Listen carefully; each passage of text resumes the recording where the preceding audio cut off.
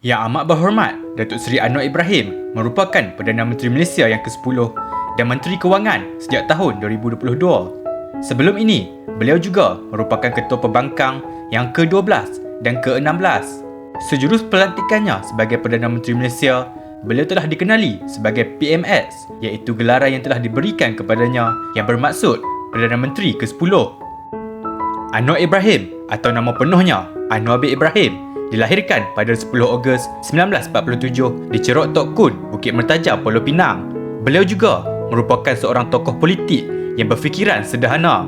Beliau telah berkahwin dengan Datuk Seri Dr. Wan Azizah Wan Ismail pada tahun 1980 dan hasil perkahwinannya bersama Datuk Seri Wan Azizah telah dikurniakan seramai 6 cahaya mata. Anak sulungnya, Nurul Izzah Anwar, juga merupakan seorang ahli politik dan pernah berkhidmat sebagai ahli parlimen di kawasan Lembah Pantai dan Pematang Pauh. Datuk Seri Anwar dilahirkan di dalam keluarga orang politik di mana kedua ibu dan bapanya merupakan tokoh besar di dalam UMNO. Sejak dari zaman belia lagi, Datuk Seri Anwar merupakan seorang individu yang popular. Beliau dikenali sebagai salah seorang daripada pengasas badan bukan kerajaan iaitu Persatuan Kebangsaan Pelajar Islam Malaysia dan Angkatan Belia Islam Malaysia.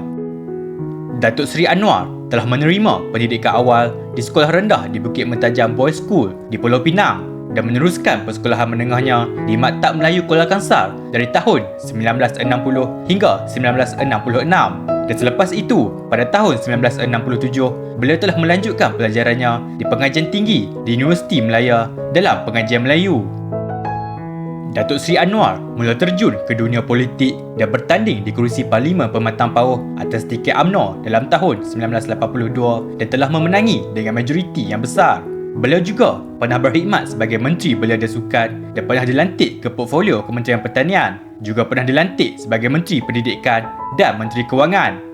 Semasa beliau menjabat sebagai Menteri Kewangan pada tahun 1991, beliau telah menerima beberapa pengiktirafan, antaranya ialah ASEAN of the Year oleh majalah Newsweek International. Pada tahun 1993, Anwar telah memperolehi pencalonan yang terbanyak untuk kerusi Timbalan Presiden UMNO. Oleh yang demikian, Datuk Seri Anwar telah menang tanpa bertanding bagi jawatan Timbalan Presiden UMNO. Susulan daripada itu, sebagai memenuhi tradisi Barisan Nasional, Tun Dr. Mahathir telah melantik Anwar sebagai Timbalan Perdana Menteri.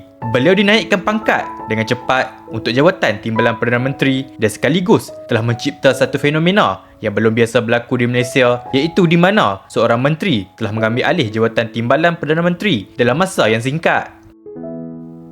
Pada pilihan raya umum yang ke-15, PRU15, Gabungan Pakatan Harapan yang diketuai oleh Anwar nampaknya tidak memenuhi majoriti mudah bagi membentuk kerajaan kerana hanya memenangi 82 kerusi sahaja dan tiada pilihan lain selain perlu berunding dengan parti lawan bagi mendapatkan majoriti mudah untuk menubuhkan kerajaan. Selepas perjuangan reformasi selama hampir 25 tahun, akhirnya Datuk Seri Anwar Ibrahim telah dilantik sebagai Perdana Menteri Malaysia yang ke-10 pada 24 November 2022 dengan membentuk gabungan kerajaan perpaduan yang dicadangkan oleh Kebawah Duli Yang Maha Mulia Tuanku Yang di-Pertuan Agong.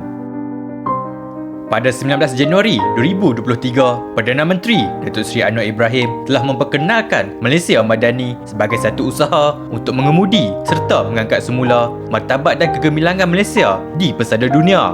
Madani diacu berteraskan 6 rukun iaitu kemampanan, kesejahteraan, daya cipta, hormat, keyakinan dan ihsan.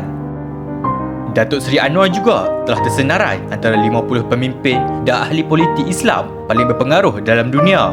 Beliau telah menduduki tangga yang ke-11 dalam edisi terbaru The Muslim 500, The World 500 Most Influential Muslim 2024. Menerusi kategori penghargaan terhormat telah meletakkan Anwar di belakang Presiden Jokowi yang menduduki tempat ke-9 dalam senarai tersebut. Berikut adalah antara pencapaian beliau selama 100 hari selepas lebih 1 tahun Datuk Seri Anwar mentadbir negara Malaysia. Semoga PMS terus memimpin negara ini dengan cemerlang.